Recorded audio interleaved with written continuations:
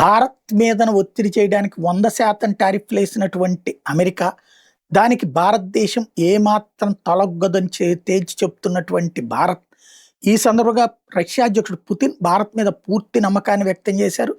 ఇండియాకి మా షిప్పులు వెళ్తున్నాయి, అన్ఇంటరప్టెడ్గా వెళ్తున్నాయి అని తేల్చి చెప్పారు. అదే సందర్భంలో ట్రేడ్ రూబెల్స్లో రూపీస్లోనే జరుగుతుందన్న విషయాన్ని కూడా గుర్తు చేశారు. అలాగే అది కొనసాగిస్తాం అన్నటువంటిది. ఇంకొక వైపున మేక్ ఇన్ ఇండియాని ప్రోత్సహిస్తాం, మేక్ ఇన్ ఇండియాలో భాగంగా మేము కూడా పార్టిసిపేట్ చేస్తాం, మేము తయారు చేయాలనుకున్నది కూడా ఇండియాలోకి వెళ్ళి మరీ తయారు చేస్తామని చెప్పుకొచ్చారు.